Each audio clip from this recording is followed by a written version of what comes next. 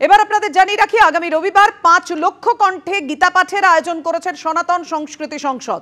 2024 লোকসভা ভোটের আগে লক্ষ কণ্ঠে গীতা পাঠের আয়োজন করা হয়েছিল, আর অনুষ্ঠানের জন্য 3টি মঞ্চ তৈরি করা হয়েছে। যোগ দেবেন 150 সাধুসন্ত। অনুষ্ঠানে আসা লোকজনের ঢোকা বেরোনোর জন্য 18টি গেটও তৈরি করা হয়েছে। 2024 লোকসভা ভোটের আগে ব্রিগেডে আয়োজিত হয়েছিল লক্ষ কণ্ঠে গীতা পাঠ, আর 2026 বিধানসভা ভোটের আবহে এই রবিবার অর্থাৎ 7ই ডিসেম্বর এই ব্রিগেড ময়দানেই হতে চলেছে 5 লক্ষ কণ্ঠের গীতা পাঠ। সনাতন সংস্কৃতি সংসদ তারা এই আয়োজন করেছে এবং এই মুহূর্তে আমরা দেখতে পাচ্ছি ব্রিগেড সম্পূর্ণরূপে প্রস্তুত করার কাজ চলছে। মূল একটি বিশাল মঞ্চ ক্যানোপি আকারে প্রস্তুত করা হয়েছে এবং তার দুদিকে 2টি মঞ্চ রয়েছে। এই 3টি মঞ্চতেই সাধু সন্তরা বসবেন। এখনো পর্যন্ত যেটা সিদ্ধান্ত হয়েছে যে প্রধান অতিথি, মুখ্য অতিথি হিসেবে থাকবেন জ্ঞানানন্দ মহারাজজি, তার সঙ্গে বাগেশ্বর ধামের পীঠ অধীশ্বর ধীরেন্দ্র শাস্ত্রী, পদ্মভূষণ সাধ্বী রীতম্বরাজি এবং যোগগুরু রামদেবেরও আসার কথা রয়েছে এই গীতা পাঠের অনুষ্ঠানে। রবিবার সকাল 9টা থেকে শুরু হবে অনুষ্ঠান, দুপুর 2টো অবধি চলবে 5 লক্ষ কণ্ঠে গীতা পাঠ, এমনটাই দাবি করছেন উদ্যোক্তারা। এর আগেই এখানে ভূমি পুজো করা হয়েছে, সেই ভূমি পুজোর পরে মঞ্চ নির্মাণের কাজ শুরু হয়। এই মুহূর্তে শুক্রবার মঞ্চ নির্মাণের কাজ প্রায় 60% তৈরি, আরও কিন্তু প্রস্তুতি চলছে, সম্পূর্ণ নির্মাণ করা হচ্ছে। গোটা এদিকে যতগুলো গেট হয়েছে, প্রায় 18টি গেট তৈরি করা হয়েছে যাতে 5 লক্ষ লোকে ঢুকতে বেরোতে না সমস্যা হয়। এবার এটাই দেখার রবিবার সকাল 9টা থেকে দুপুর 2টো পর্যন্ত এই ব্যবস্থাপনা কিভাবে চলে, আর এই 5 লক্ষ কণ্ঠে গীতা পাঠের যে প্রস্তুতি সেটা কতটা সফল হয়। ক্যামেরা অজয় দাসের সঙ্গে অর্চিত ভট্টাচার্য, এবিপি আনন্দ, কলকাতা। ঘরে ঘরে গীতা সবাই পড়লেই পারে, 5 লক্ষ কণ্ঠে কেন?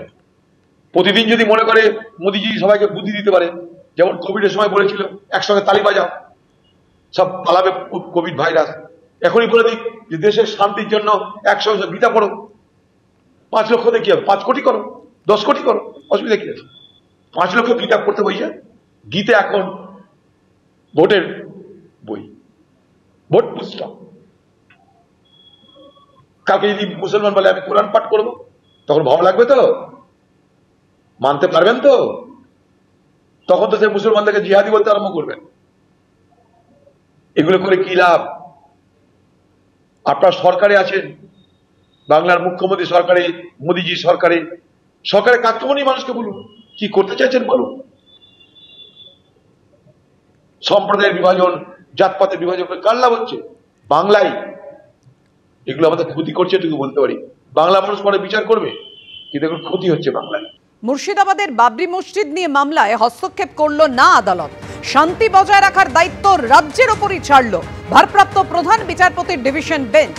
হুমায়ুন কবিরের কর্মসূচি নিয়ে কোনো হস্তক্ষেপ করল না আদালত। সম্প্রীতি নষ্ট হতে পারে, রাজ্য মানুষের নিরাপত্তা নিশ্চিত করুক সওয়াল করেন আইনজীবী Bikash Ranjan Bhattacharya.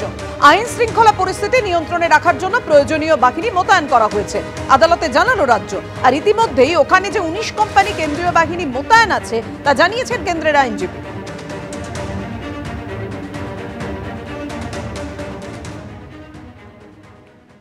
Law and order সিচুয়েশনকে রক্ষা করবার জন্য মহামান্য কলকাতা হাইকোর্টের ভারপ্রাপ্ত প্রধান বিচারপতি তিনি প্রথমেই রাজ্যকে নির্দেশ দিলেন এবং রাজ্য সরকারের পক্ষ থেকেও বলা হলো যে আমরা ল অ্যান্ড অর্ডার সিচুয়েশনকে পালন করতে বদ্ধপরিকর। এবং তার সঙ্গে সঙ্গে দেখেছেন আপনারা যে কেন্দ্র সরকারের পক্ষ থেকে, যেহেতু এটা মুর্শিদাবাদ, আমি আবার বলছি মুর্শিদাবাদে এই মুহূর্তে পরিস্থিতি এমন হয়ে আছে 2025 সালের এপ্রিল মাস থেকে ওখানে কিন্তু এখনো পর্যন্ত 19 ব্যাটালিয়ন সিএপিএফ কিন্তু ওখানে রয়েছে, তাদেরকেও অ্যাক্টিভেট করার কথা বলা হলো। এখানে কেউ একটা মসজিদের শিলান্যাস আটকে দেওয়ার জন্য বা মন্দিরের শিলান্যাস আটকে দেওয়ার জন্য কেউ কোনো মামলা করেননি। আমাদের বক্তব্য খুব পরিষ্কার যে আমরা চাই প্রত্যেকটি ধর্মের, প্রত্যেকটি বর্ণের মানুষ তাদের যে ধর্মাচরণের অধিকার সেটা রক্ষিত হোক, কিন্তু একই সঙ্গে কারুর ধর্মাচরণের অধিকার রক্ষা করবার নামে অন্য কারুর জীবনে যদি কোনো অশান্তি তৈরি হয় তাহলে সেক্ষেত্রে আইন শৃঙ্খলার প্রশ্নে আমাদেরকে সতর্ক করতে হয়। আমরা সেই কারণে এসেছিলাম। বাবরি মসজিদ নিয়ে মামলায় হাইকোর্টের রায়ের পর কি বলেছেন হুমায়ুন কবির? উৎসব পুজোয় আইন শৃঙ্খলা দেখার দায়িত্ব পুলিশ মন্ত্রী, পুলিশ ও প্রশাসনের। এখানে আইন শৃঙ্খলার অবনতি হবে না, 2000 ভলেন্টিয়ার থাকবে। কাল বহরমপুর থেকে পলাশী 40 কিলোমিটার জাতীয় সড়ক অবরুদ্ধ হয়ে যাবে। সংবিধানের জয়, আমি সঠিক রাস্তায় আছি। দেখুন, সঠিক কথা বলেছেন মাননীয় হাইকোর্টের জজ সাহেবরা।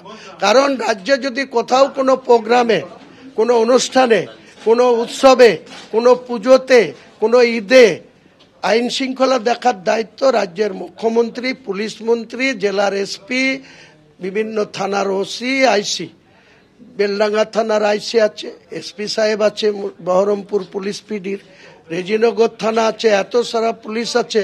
এখানে ল অ্যান্ড অর্ডার ব্রেক হবে কেন? আমরা নিজে ল অ্যান্ড অর্ডার ব্রেক হতে দেব না, কারো প্রতি কোনো টাচ করতে দেব না।